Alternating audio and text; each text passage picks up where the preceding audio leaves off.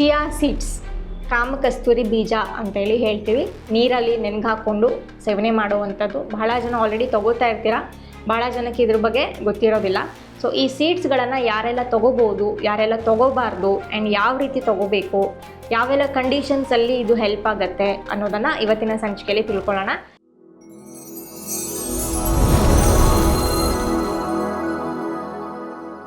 ಎಲ್ಲರಿಗೂ ನಮಸ್ಕಾರ. ನಾನು ಡಾಕ್ಟರ್ ಅಮೃತ ಎಸ್. ಸೊ ಚಿಯಾ ಸೀಡ್ಸ್ ಅಲ್ಲಿ ನ್ಯೂಟ್ರಿಷನ್ ವ್ಯಾಲ್ಯೂ ನೋಡಿದ್ರೆ ಒಮೆಗಾ 3 ಫ್ಯಾಟಿ ಆ್ಯಸಿಡ್ಸ್ಗೆ ಫೇಮಸ್ ಇರೋ ಅಂಥದ್ದು.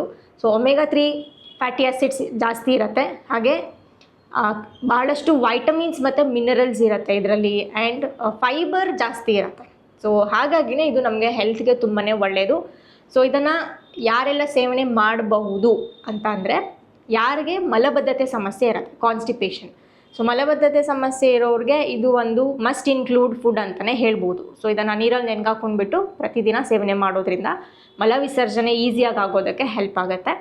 ಆ್ಯಂಡ್ ಯಾರಲ್ಲಿ IBS ಸಮಸ್ಯೆ ಇದೆ, ಇರಿಟೇಬಲ್ ಬೌವೆಲ್ ಸಿಂಡ್ರೋಮ್, ಪದೇ ಪದೇ ಮೋಷನ್ಗೆ ಹೋಗ್ಬೇಕಂತ ಅನಿಸೋದು, ಊಟ ಮಾಡಿದ ತಕ್ಷಣ ಮೋಷನ್ಗೆ ಹೋಗ್ಬೇಕಂತ ಅನಿಸೋದು, ಕೆಲವೊಮ್ಮೆ ಲೂಸಾಗಿ ಹೋಗೋದು, ಕೆಲವೊಮ್ಮೆ ಗಟ್ಟಿಗೆ ಹೋಗೋದು. ಸೊ ಈ ಥರ IBS ಅಲ್ಲಿ ಕಾಣಿಸ್ಕೊಳತ್ತೆ. ಈ ಥರ IBS ಇದೆ ಅಂತ ಹೇಳಿ ಹೇಳಿದಾಗಲೂ ಕೂಡ ಅವ್ರಿಗೂ ಚಿಯಾ ಸೀಡ್ಸ್ ಹೆಲ್ಪ್ ಆಗುತ್ತೆ. ಇನ್ನು ಯಾರಿಗೆ ಆ್ಯಸಿಡಿಟಿ ಸಮಸ್ಯೆ ಇದೆ, ಗ್ಯಾಸ್ಟ್ರಿಕ್ ಆಗ್ತಾ ಇದೆ, ಎದೆ ಉರಿ ಬರುತ್ತೆ, ಗಂಟ್ಲೆಲ್ಲ ಉರಿ ಬರುತ್ತೆ, ಹೊಟ್ಟೆನಲ್ಲಿ ಅಲ್ಸರ್ಸ್ ಆಗಿದೆ ಅಂತ ಅಂದರೆ, ಅಥವಾ ಪಿತ್ತ ತುಂಬ ಜಾಸ್ತಿ ಆಗಿದೆ, ಬಾಡಿಯಲ್ಲಿ ತುಂಬ ಹೀಟ್ ಅನಿಸುತ್ತೆ. ಸೊ ಈ ಥರ ಪಿತ್ತಕ್ಕೆ ಸಂಬಂಧಪಟ್ಟಂತಹ ಎಲ್ಲ ಸಮಸ್ಯೆಗಳಲ್ಲೂ ನಾವು ಚಿಯಾ ಸೀಡ್ಸನ್ನು ಬಳಕೆ ಮಾಡ್ಬೋದು. ಪಿತ್ತನ ಕಡಿಮೆ ಮಾಡೋದಕ್ಕೆ, ಹಾಗೆ ಬಾಡಿಯನ್ನು ಕೂಲ್ ಮಾಡೋದಕ್ಕೆ ಹೆಲ್ಪ್ ಮಾಡುತ್ತೆ.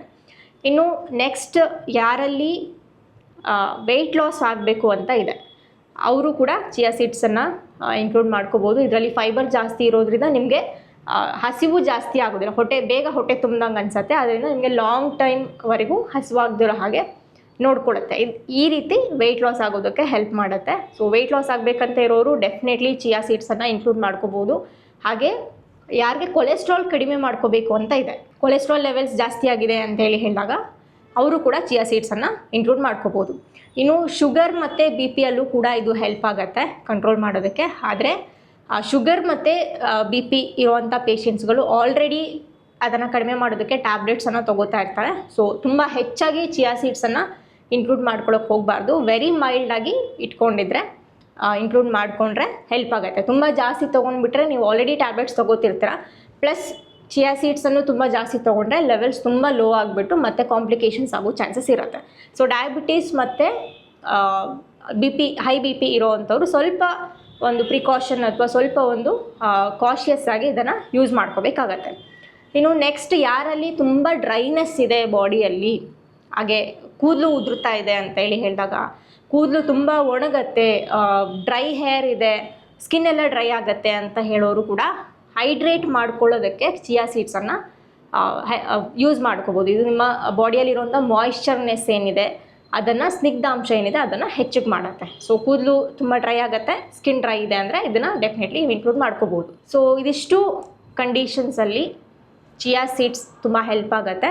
ಸೊ ಇದೆಲ್ಲ ಕಂಡೀಷನ್ಸ್ ಇರೋವಂಥವ್ರು, ಅಥವಾ ನನಗೇನೂ ಸಮಸ್ಯೆ ಇಲ್ಲ, ಆರೋಗ್ಯವಾಗೇ ಇದ್ದೇನೆ, ಇನ್ನೂ ಆರೋಗ್ಯವಾಗೇ ಇರಬೇಕು ಅಂತ ಹೇಳೋರು ಕೂಡ ಪ್ರತಿದಿನ ಚಿಯಾ ಸೀಡ್ಸನ್ನು ಸೇವನೆ ಮಾಡ್ಬೋದು.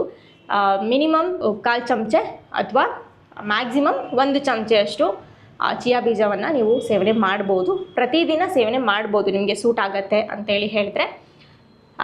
ಇದನ್ನು ಹೇಗೆ ಸೇವನೆ ಮಾಡಬೇಕು ಅಂತಂದರೆ, 1 ಗ್ಲಾಸ್ ನೀರಲ್ಲಿ ಇದನ್ನು ನೆನೆಸಿಟ್ಬಿಟ್ಟು ಆಮೇಲೆ 2 ಅವರ್ಸ್ ಅಥವಾ 3 ಅವರ್ಸ್ ಆದಮೇಲೆ, ಅಥವಾ ಒಂದು ರಾತ್ರಿ ಪೂರ್ತಿ ನೆನೆಸಿಟ್ಬಿಟ್ಟು ನೆಕ್ಸ್ಟ್ ಡೇ ನೀವು ಸೇವನೆ ಮಾಡ್ಬೋದು.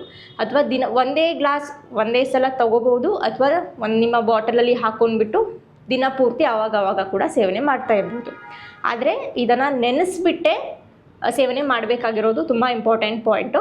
ನೆನೆಸದೆ ಹಾಗೆ ತೊಗೊಂಡ್ರಿ ಅಂತೇಳಿ ಹೇಳಿದ್ರೆ ನಿಮ್ಮ ಬಾಡಿ ಒಳಗಡೆ ಇರೋವಂಥ ನೀರನ್ನೆಲ್ಲ ಇದು ಅಬ್ಸಾರ್ಬ್ ಮಾಡ್ಕೊಂಡ್ಬಿಡತ್ತೆ. ಸೊ ಹಾಗಾಗಿ ನೀರಲ್ಲಿ ನೆನೆಸಿರುವಂತಹ ಚಿಯಾ ಬೀಜಗಳು, ಅದು ಏನು ನೀರಲ್ಲಿ ನೆನೆಸಿದಾಗ ಜಲ್ಲಿ ಥರ ಬರುತ್ತೆ, ಸ್ವಲ್ಪ ಊದ್ಕೊಳ್ಳುತ್ತೆ, ಅಂಥ ಚಿಯಾ ಸೀಡ್ಸನ್ನೇ ಮಾತ್ರ ಆ ಫಾರ್ಮಲ್ಲಿ ಮಾತ್ರನೇ ಸೇವನೆ ಮಾಡುವಂಥದ್ದು.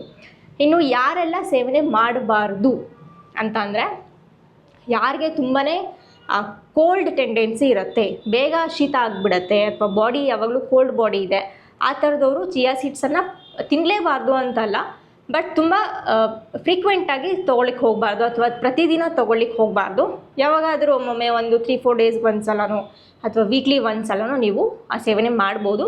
ಬಟ್ ತೊಗೊಳ್ಳುವಾಗ ಸ್ವಲ್ಪ ಅದಕ್ಕೆ ಜೀರಿಗೆನೋ ಅಥವಾ ಶುಂಠಿಯನ್ನು ಶೀತನ ಬ್ಯಾಲೆನ್ಸ್ ಮಾಡೋದಕ್ಕೆ ಸ್ವಲ್ಪ ಉಷ್ಣ ಇರುವಂಥದ್ದು ಶುಂಠಿ ಅಥವಾ ಜೀರಿಗೆಯನ್ನು ನೀವು ಮಿಕ್ಸ್ ಮಾಡಿಬಿಟ್ಟು ಸೇವನೆ ಮಾಡೋದ್ರಿಂದ ಅದರದ ಒಂದು ಶೀತ ಗುಣ ಏನಿದೆ ಅದು ಸ್ವಲ್ಪ ಕಡಿಮೆ ಆಗುತ್ತೆ.